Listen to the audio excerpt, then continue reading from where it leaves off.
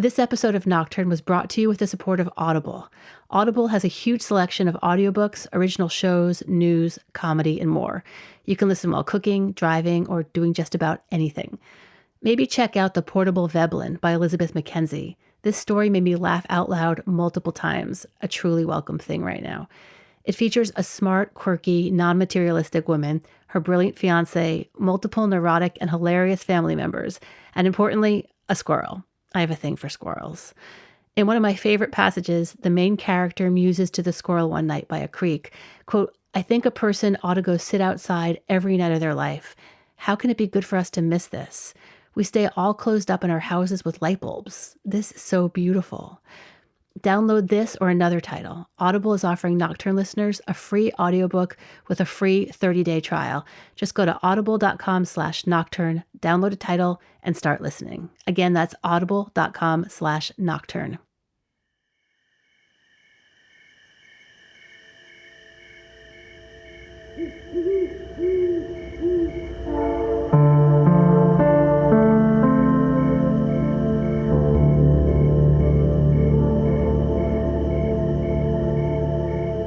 You're listening to Nocturne. I'm Vanessa Lowe.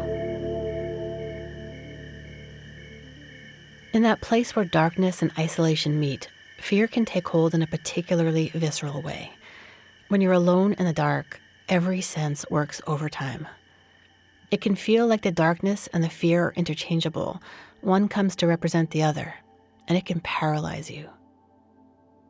There's a special place in my heart for stories like the one you're about to hear, about a boy who chose to walk straight into the dark and through his fear. My name is Stefan Peterson. I'm 22. We lived on a boat for 10 years, or 8 to 10 years, so I was like 10 to 18 years old. It was my parents, my sister, and myself. And then I lived on the boat for a bit longer by myself. And for the most part, we were just traveling around. We usually never stayed in the same place for more than a month. And that was our life.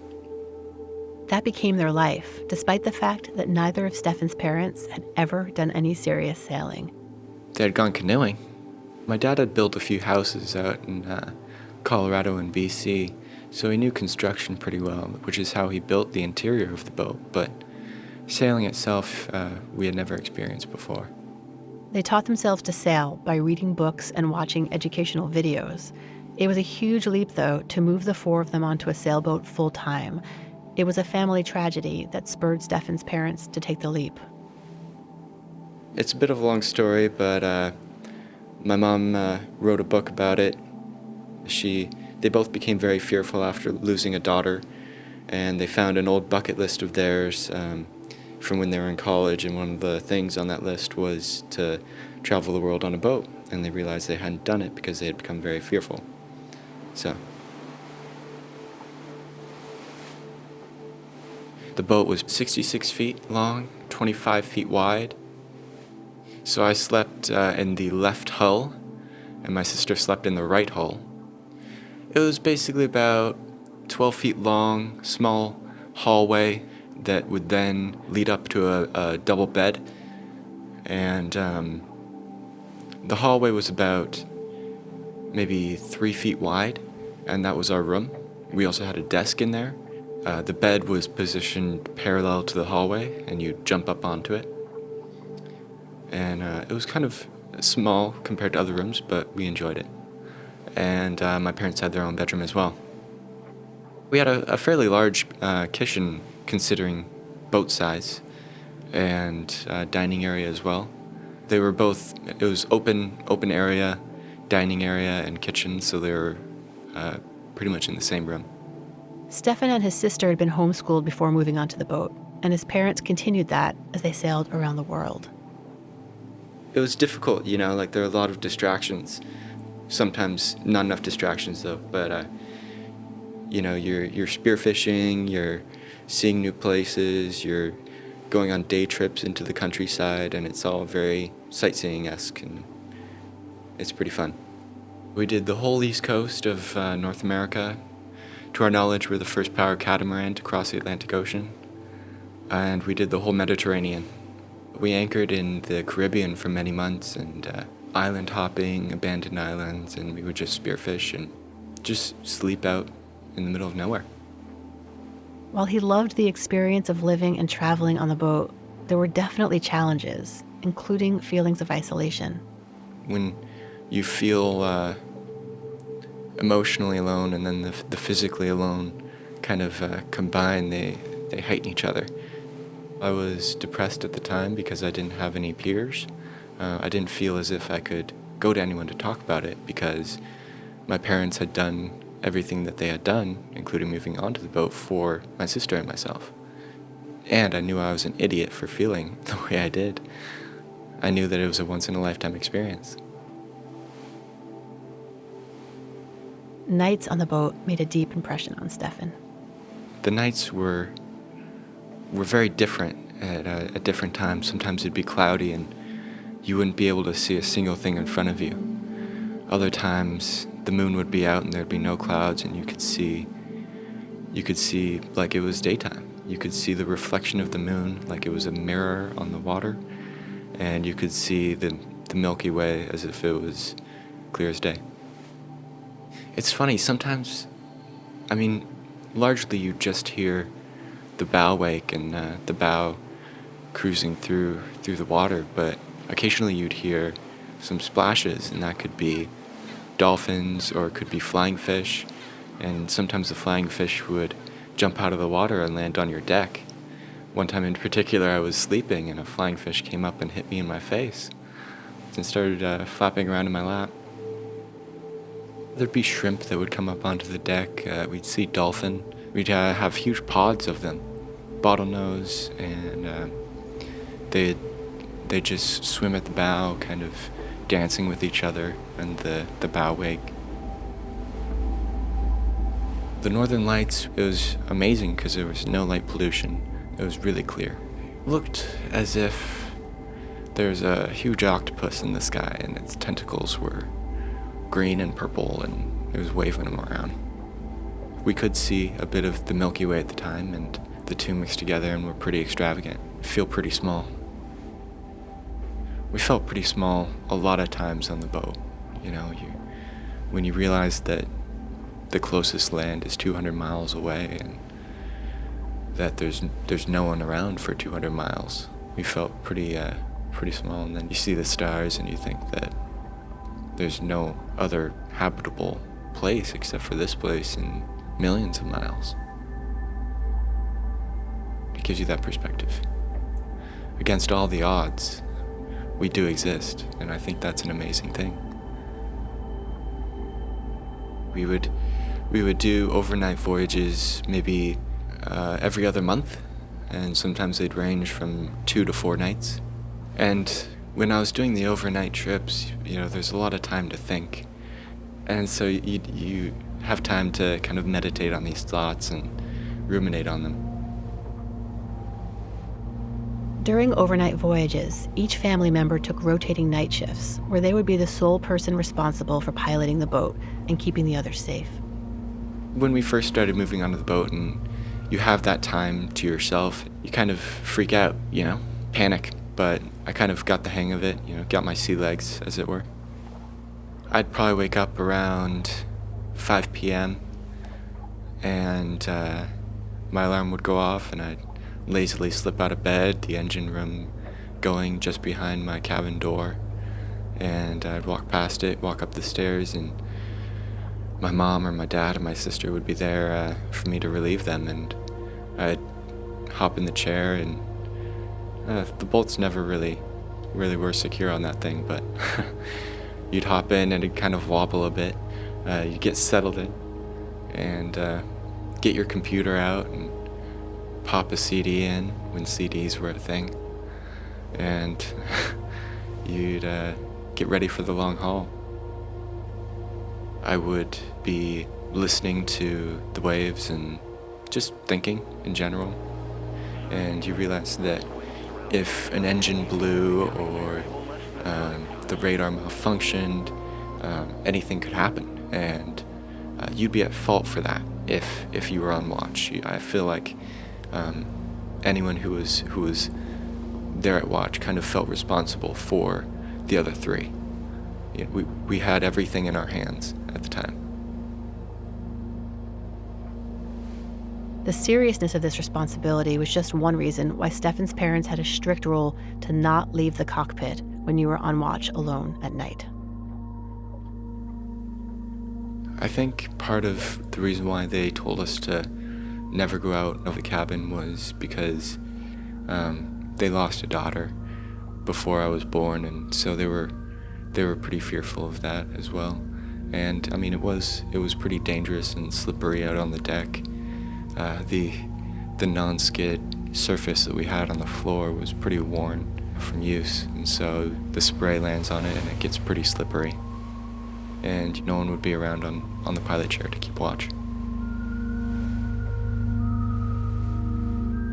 I tried to keep my eyes off the horizon as much as possible, but we would have a radar that kind of stripped the mysticism of the night and would show any blips, and it would show our course and course corrections that we'd have to make at certain times.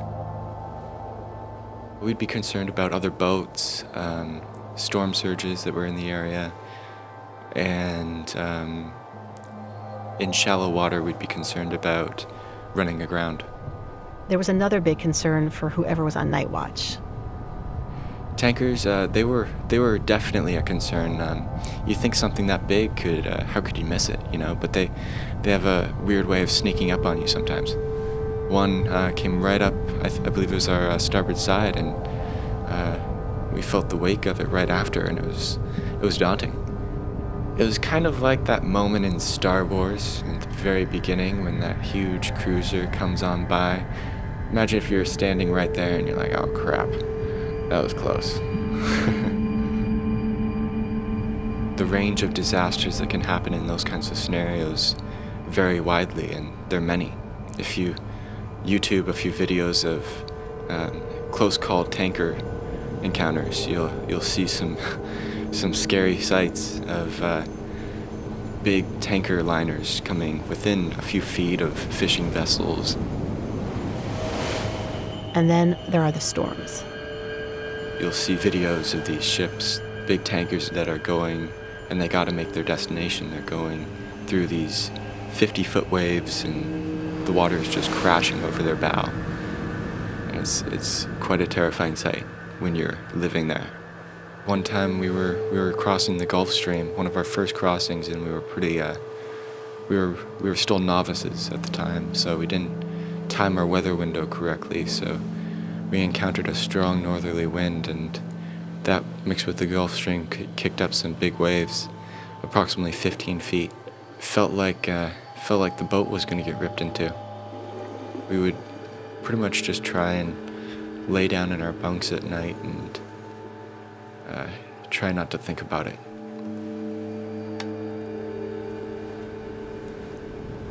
When you can't see, anything can happen, I guess, right? When we were docking one time in Malta, there was a huge storm. The boat was pounding against the dock. It was really slippery. My dad tried to jump between the boat and the dock, and he slipped and fell in between the boat and the dock. The boat was pounding up against the dock, and luckily he timed it somehow just right where he fell in between the slams, and there's a little gap down at the bottom of the boat where the boat wasn't touching the dock, and he managed to squeeze in there and get out from that. Stefan grappled with a fear of the dark long before living on the boat. Before we moved on the boat, the fear was present, and even when we would leave the boat and I'd stay the night somewhere else, I'd still experience it. My imagination would kind of get away from me, and I'd see horrors kind of that no one else would see. I would see images of faces and all kinds of things. And the darkness, my imagination had a very good handle to grab onto in the supernatural realm. And so, like, evil things were out to get me, and that I was in peril, and that I couldn't escape being caught by demons or whatever things I could come up with in my mind. I didn't know how to deal with them at all, so I would just kind of wait the night out. I just soldiered through. I kind of felt like my fear was something I had to deal with myself, and that I couldn't go to other people for help. And I kind of felt that way for a while. When it came time for Stefan to do night watches on the boat, his fear took on new power. It wasn't so easy to soldier through. We would do overnight voyages maybe every other month, and sometimes they'd range from 2 to 4 nights. They were the worst because, at least at first, because I had all that time and the darkness was literally surrounding me, and I couldn't get away from it, and I had nowhere to go. So it was kind of like I was trapped by my own circumstances.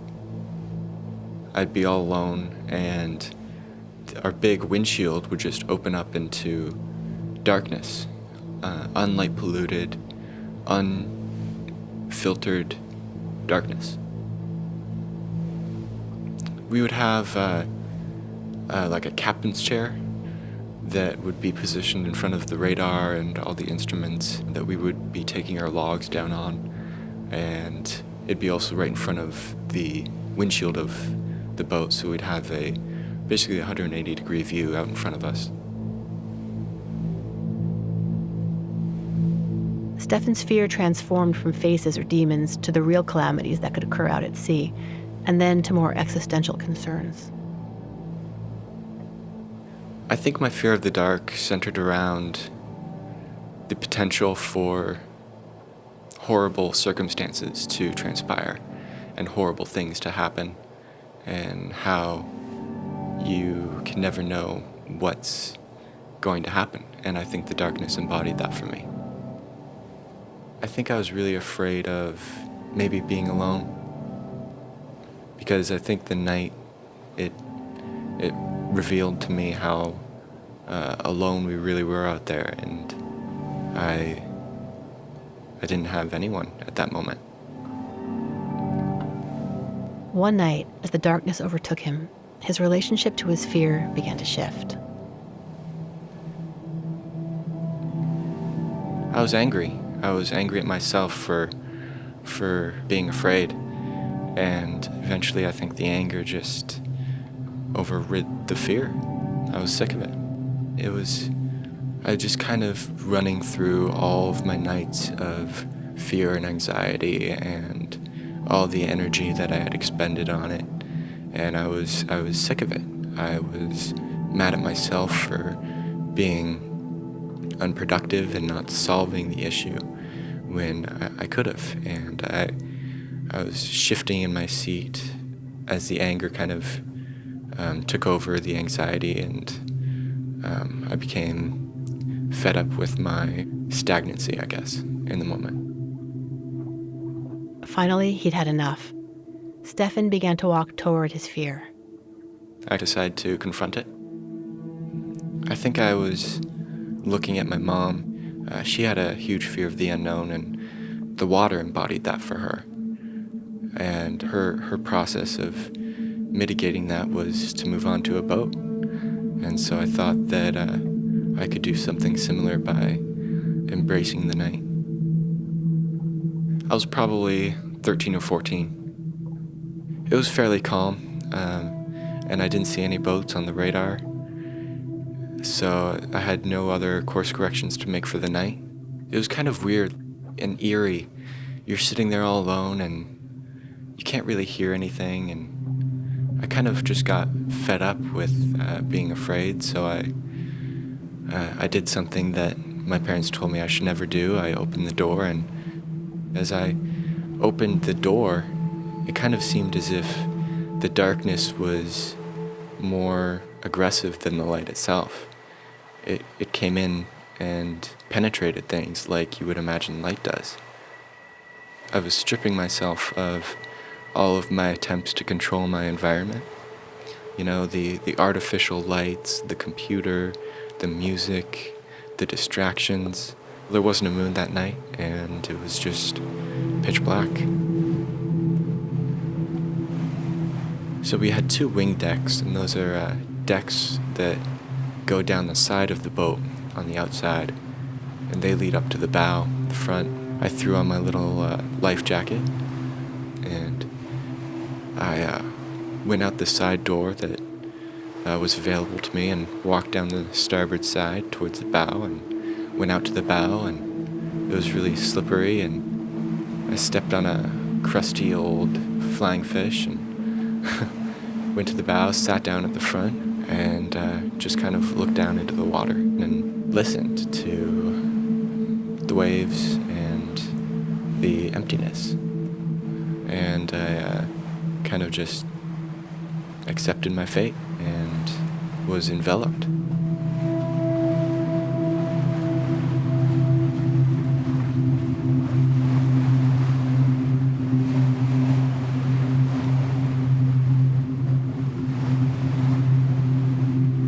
It was cold.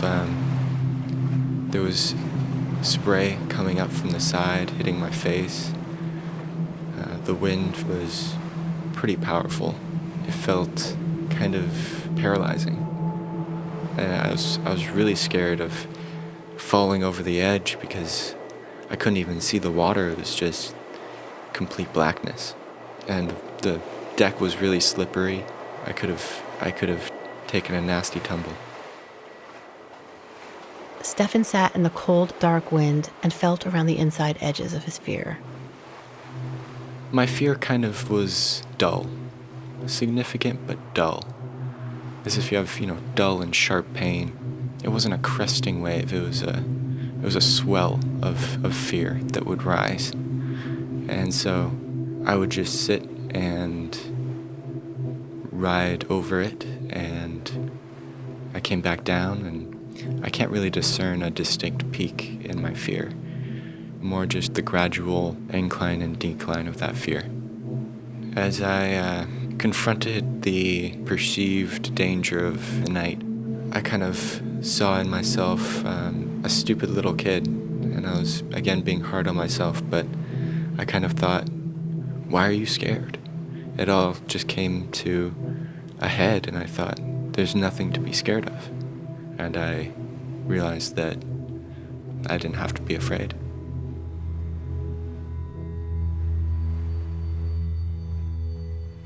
I kind of felt empowered as I lost my anger and felt free. I had always known that there was nothing to be scared of, but I hadn't experienced it. I hadn't understood it until that night. A fair amount of time had passed by this point, with Stefan outside the cockpit on the slippery deck. To my shame, probably about an hour. I left my post for an hour. That's a long time.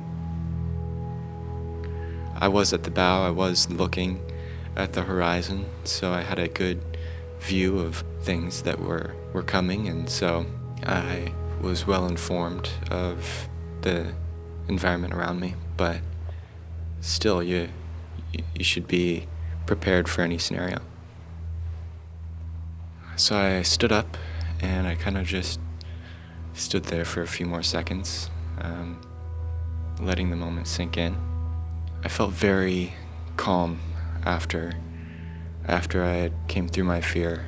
I felt like I had exhausted all emotional energy. I felt very satisfied. And I walked back through the dead flying fish overboard and walked back in to the cockpit and I felt free at that point. There was a shift. It was a radical shift. My fear was obliterated. It no longer existed. Somehow something changed. I'm not sure what exactly it was in my psyche, but I never was afraid of the dark again after that night.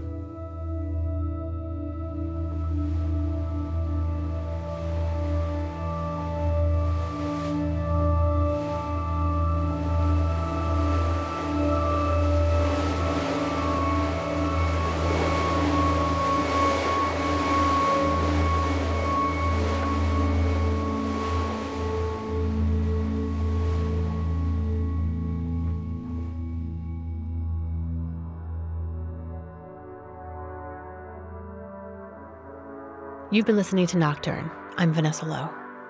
Nocturne is produced by me and was created by myself and Kent Sparling, who also composed the theme music.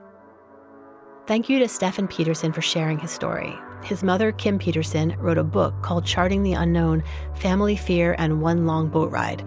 You can find a link at nocturnepodcast.org in the notes for this episode. Thanks to Audible for supporting Nocturne. For a free audiobook with a 30-day free trial, go to audible.com/nocturne. Huge thanks to Aubrey Ralph for additional sound and production help on this episode. Thank you if you support Nocturne on Patreon or PayPal. If you haven't yet, you can go to nocturnepodcast.org and click Donate at the top of the page. Nocturne is proud to be a member of The Herd, an audio storytelling collective. Find out about all the shows in The Herd at theherdradio.com. That's HEARD. Thanks for listening.